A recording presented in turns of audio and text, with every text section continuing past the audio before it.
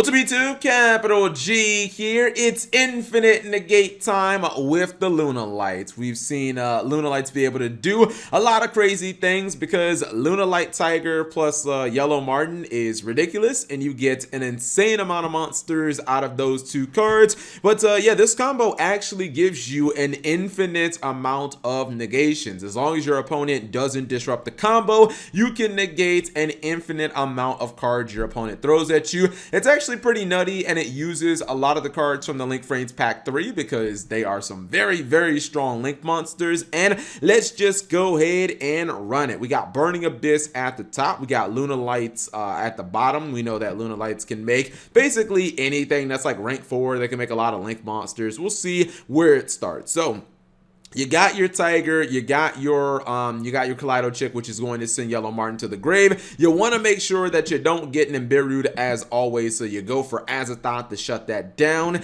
and then you just start doing your thing. I believe he is going to go for probably Raid Raptor. I think he's going to summon Force Tricks and Raid Raptor Wise Tricks, both of them. These are just like core parts of Luna Light combos, a lot of them. I believe, Konami couldn't have known that this was going to happen. But imagine if Force Tricks would have said 2 Wing Beast monsters. Like, that would have changed everything that we know. Goes for Raid Raptor Wise Tricks. That gives you two Wing Beast monsters on field, and now you should be able to go into the Samorg Link fairly easily, and that is a ridiculous card. I think Samorg Link, it really does make Samorgs actually a viable deck in my opinion. Anyways, going to summon one more monster. This is just used because you need to go for, well, you can hard draw like one of the cards in this combo, but if you don't hard draw it, then you can just like search it from your deck. Go for Union Carrier. We know this card's just broken. Konami didn't R&D test it, and you can use the Union Carrier to pull out the Mist Valley Thunderbird straight from your deck when you have the Samorg Link on field, because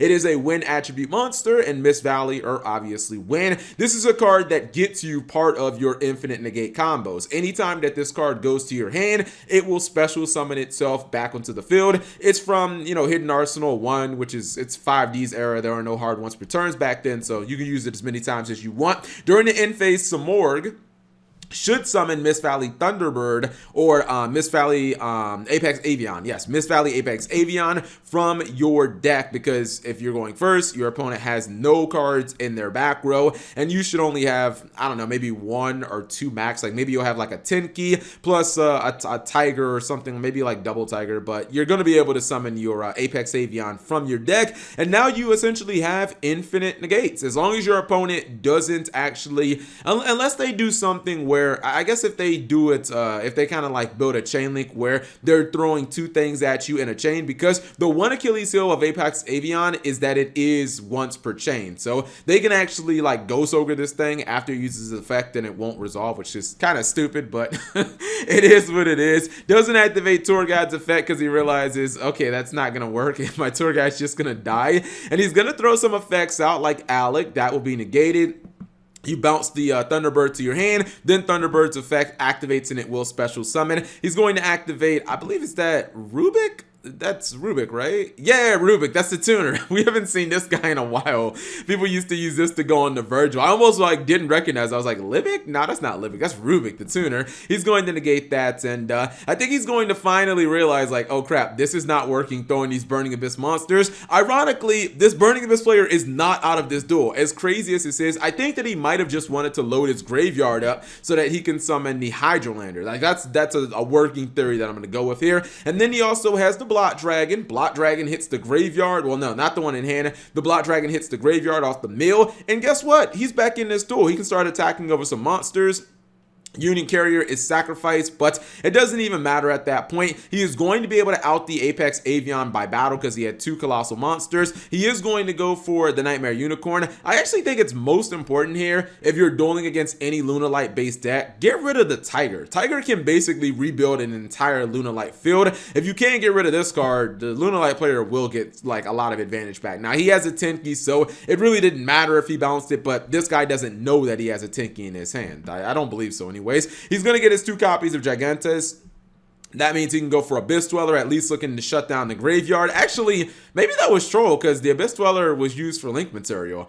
I feel like, I mean, I know he doesn't run Castel because who the fuck runs Castel in 2019? But I think Castel might have been legitimate here, just getting rid of the Lunalight Tiger. Anyways, Astrum is summoned, but as I said before, when you have Lunalight Tiger, especially 2 copies, you can get so many monsters on field. He is going to use those monsters to go for Utopia the Lightning. We usually see Utopia double, but Lightning is still really good for outing cards like Mech Knight Crusadia Astrum. That's your opponent, you know, they have monster effects that activate when they're being attacked or something like that. Wait, Avramax. I think I said Astrum. Anyways, he's still not done.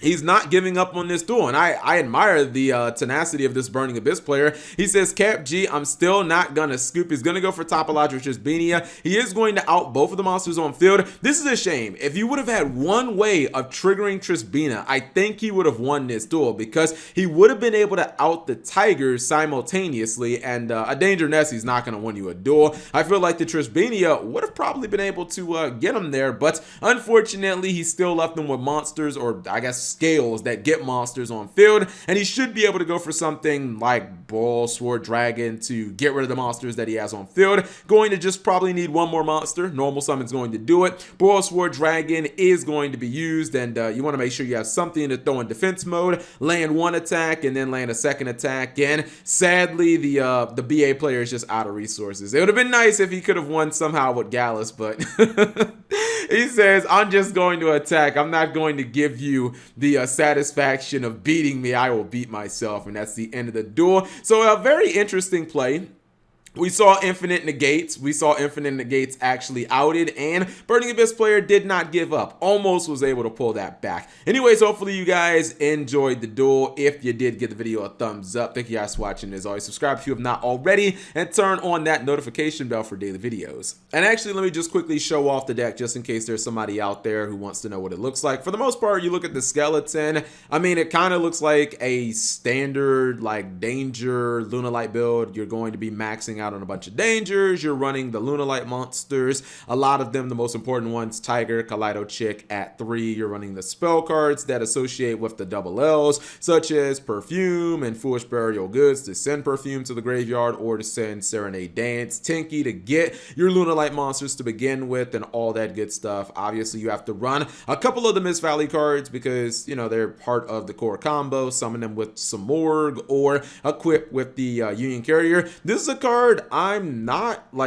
don't really recognize this card. I wonder if this is from Ignition Assault or what. I mean, it's not from Eternity Code because I'm pretty sure I've seen every card from Eternity Code so far. Well, I mean, when you guys see this video, it might be a little different. But yeah, this is an interesting card. So it's a level 8 monster that when you link summon, you can special summon it to a link point of a link monster on the field, and then it becomes a level 4 monster, which obviously you're looking for lots of level 4s with this deck. But more importantly than that, it summons another monster or it summons another copy of itself from your deck. So it's a really interesting card. If you're running a deck that likes to link spam, this is something to look out for. And I guess ironically, it's also a trade-in target. Like, this is a really good and interesting card in my opinion.